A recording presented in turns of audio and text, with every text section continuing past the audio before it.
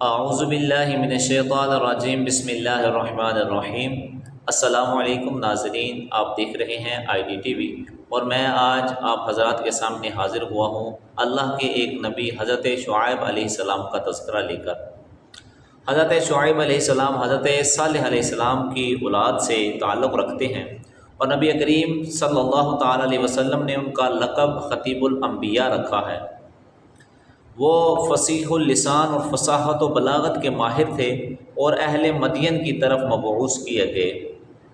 اور یہ لوگ جو اہل مدین کے تھے وہ بت پرستی کے باوجود ناپ تول کے اندر بھی کمی بیشی کیا کرتے تھے، مسافروں کا راستہ روکا کیا کرتے تھے۔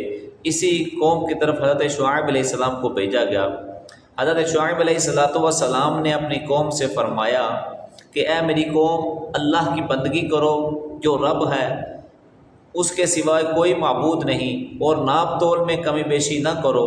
تم کو اس سبب سے آسودہ ہونا پڑے گا، لیکن ڈرتا ہوں ایسے عذاب سے کہ وہ جب آئے گا تو تمام کو اپنے گھیرے میں لے لے گا، اور کوئی بھی اس گھیرے سے نکل بھی نہیں سکتا۔ اور اے قوم، پورا کرو تم اپنا ناپ تول، اور انصاف کے ساتھ جو ہے وہ کام لیا کرو، نا انصافی نہ کیا کرو۔ ان چیزوں سے بچو کہ جو فساد برپا کرنے والی ہیں۔ یہ سن کر حضرت شعیب علیہ السلام کو کافروں نے جواب دیا کہ اے شعیب، تم کو معلوم ہونا چاہیے کہ مال ہمارا ہے، خواہ ہم اس کو زیادہ میں بیچیں، خواہ اس کو گھٹا کر فروخت کریں، اور تم کو ہمارے وزن اور ناپ تول سے کیا کام ہے؟ اور ہم جو کچھ کرتے ہیں اپنی سمجھ سے کرتے ہیں، آپ کو ہماری تجارت کے کاموں میں دخل دینے کی کیا ضرورت ہے؟ آپ تو اسی کام کو کیے جاؤ جس کام کی لوگوں کو دعوت دیتے ہو، اور ہم لوگوں کی تجارت کی طرف تو خیال بھی نہ کرو، اس سے تمہارے کام میں رکاوٹ پڑے گی۔ حضرت شعیب علیہ السلام نے فرمایا، میری قوم، خدا کی بندگی کرو۔ اگر تم بندگی نہ کرو گے اور اپنے وزن، ناپ تول اور میزان کو درست نہ رکھو گے تو یقیناً تم کو اللہ رب العزت جل جلالہ عذاب میں مبتلا فرما دے گا، جیسا کہ عذاب اس نے پہنچایا ہے قوم نوح پر، قوم ہود پر، قوم صالح پر اور قوم لوط پر۔ اسی طرح تم پر بھی اللہ کریم جل وعلا کی طرف سے جو ہے وہ عذاب مسلط کر دیا جائے گا۔ تو یہ تمام باتیں سننے کے باوجود بھی اس قوم نے کوئی اثر نہ کیا۔ تو اس کے بعد حضرت شعیب علیہ السلام نے اپنی قوم سے فرمایا، ہے قوم، اللہ تعالیٰ سے ڈرو اور اس کی عبادت کرو، اور مجھے اللہ کی جانب سے آیا ہوا نبی تسلیم کرو، اور میں جس چیز کا حکم دوں اس کو بجا لاؤ، اور ہر امر میں میرا کہنا مانو۔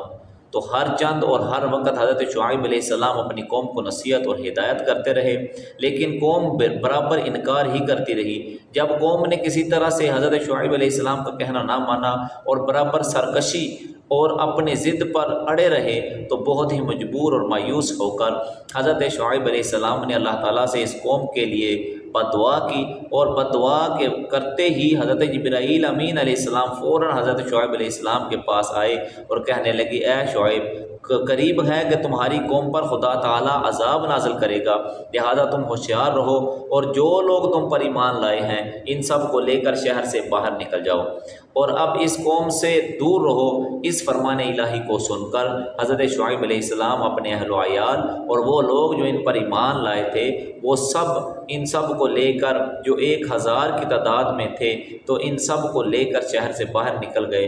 یہ دیکھ کر تمام کافر لوگ ہنسنے لگے اور بولے، اے شعیب، تم پر کیا مصیبت آن پڑی کہ کہاں جاتے ہو؟ یہ سن کر حضرت شعیب علیہ السلام نے فرمایا کہ اے شہر والوں، میں تم سے جدا ہوتا ہوں، اور یہ حکم مجھ کو میرے خدا نے دیا ہے، اس کے بعد کہ اللہ تعالیٰ تم پر اپنا عذاب نازل کرے۔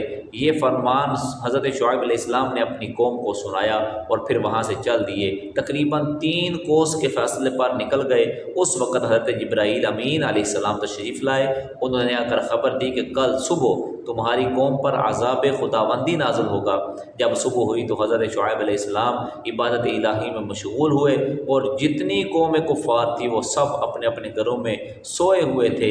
اسی وقت حضرت جبرائیل امین علیہ السلام آئے اور خدا کے حکم سے ایک ایسی چیخ ماری کہ تمام کافر شہر میں ہلاک ہو گئے، یہاں تک کہ کوئی مویشی بھی نہ رہا، اور ایک ایسی آگ نمودار ہوئی کہ تمام لاشوں کو جلا گئی۔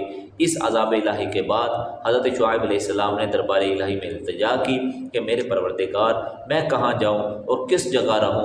غیب سے ندا آئی کہ اے میرے پیغمبر تم اپنے اپنے گھروں میں جا کر رہو۔ یہ حکم الہی سن کر حضرت شعیب علیہ السلام اپنی ساری قوم جو آپ پر ایمان لا چکی تھی اور آپ کے ہمراہ تھی ان سب کو لے کر شہر میں آئے اور دیکھا کہ سارے مردود جل بھن کر خاک ہو گئے ہیں۔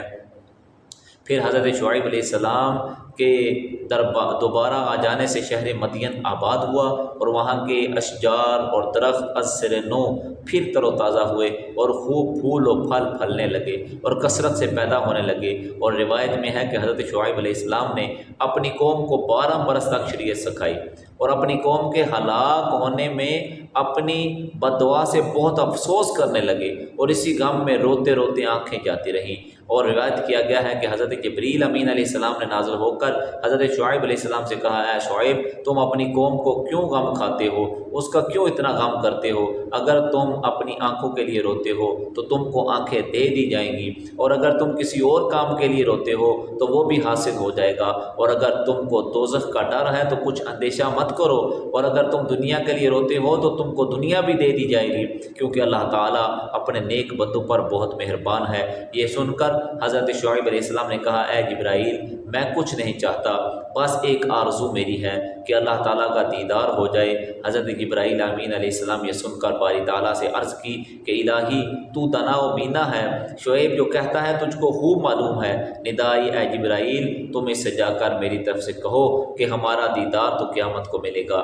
الغرض حضرت شعیب علیہ السلام 12 برس تک دنیا میں نابینا رہے اور اسی حالت میں پیغمبری کے فرائض انجام دیتے رہے، یہاں تک کہ حضرت موسیٰ علیہ السلام کا زمانہ آن۔ اور یہ بھی ایک روایت ہے کہ معلوم ہوا کہ حضرت موسیٰ علیہ السلام کے آنے کے بعد حضرت شعیب علیہ السلام صرف 4 برس اور 4 مہینے زندہ رہے، اور بعض روایتوں سے پتہ چلتا ہے کہ وہ 8 برس تک جیے، پھر اس کے بعد انتقال فرمایا۔ تو حضرت شعیب علیہ السلام کا یہ بیان تھا جو میں نے آپ حضرات کے سامنے بیان کیا، اور یہ بیان میں نے قصص الانبیاء کتاب میرے پاس موجود ہے، اس میں سے دیکھ کر آپ حضرات کے سامنے جو ہے یہ بیان رکھا، یہ قصص الانبیاء کے اندر موجود ہے۔ اللہ کریم جل وعلا اپنے تمام انبیاء کرام علیہم الصلاۃ والسلام کی محبت سے ہمارے دلوں کو منور فرمائے۔ اللہ کریم ہم سب کا حامی و ناصر ہو۔ وآخر دعوانا الحمد للہ رب العالمین۔